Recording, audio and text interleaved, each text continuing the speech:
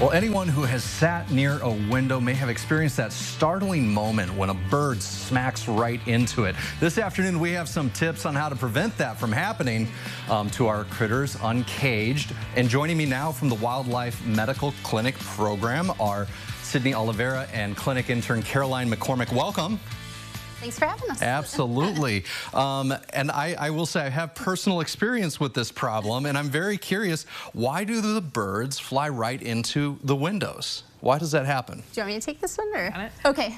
Yeah, so usually during the day, you can see reflections on the windows. It looks like there's trees or things, so they don't know that there's glass there, so they run into it. At night, usually it's a migrating bird problem, and they're attracted to the light, so they fly into Interesting. So, you know, my own experience looking at windows from the outside, you're right. Like during the daytime, you can't see into the house.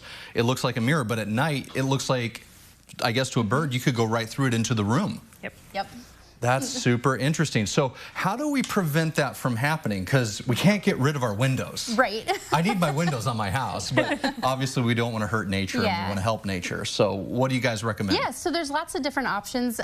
Basic things just like shutting your curtains when you're not in that room. If you have plants in there too, you can like back them up from the window a little bit so it doesn't look like it's a nice inviting place for them to land.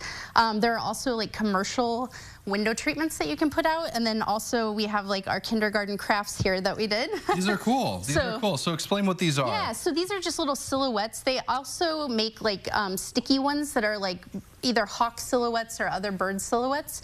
So you can put those on the window and it kind of breaks it up a little bit so they see that. You just lets them know like, uh-oh, something's there. Yeah, exactly. So you just want to make sure they're spaced fairly close together so there's not gaps that they're like, think they can fly through. Interesting. And then some of those commercial ones are more like tape, so they can be little dots or lines. And a lot of those are UV because birds can see UV light where we can't. So some of that might just look opaque to us, whereas they see like a blue square or something on the window. So. But it makes a big difference. It does and make it actually a big stops difference. them from It flying does. right into the window. Yep, exactly. So. Now, here's my next question, because it's happened to me also before, where I'll find a bird laying down next to a window on the ground. You think it's dead, but suddenly it stirs and flies away. What should you do if you find a stunned bird outside your window? If you're able to catch it, put it in a cardboard box or a container that it can't get out of but can still breathe, that has holes in it. Keep it in a dark, quiet place and bring it to us, or you can visit wildlifeillinois.org and find a local licensed rehabilitator to take it to.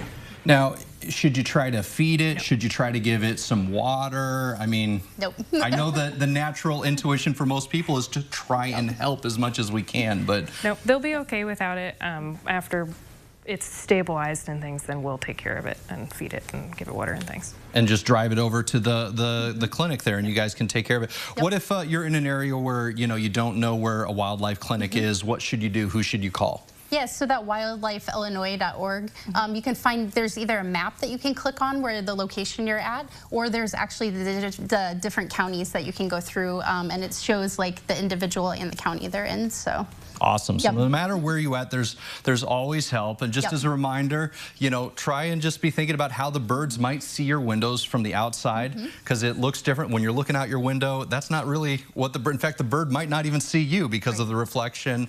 So taking those extra steps, and then if you find one, just bring it to where it can get some help, and then wash your hands afterwards. Yes. Because anytime you interact with wildlife, it's good to kind of make sure you keep clean and don't spread disease. Well, if you want to connect with the Wildlife Medical Clinic and see all of their tips, just head on over to ciLiving.tv after today's show.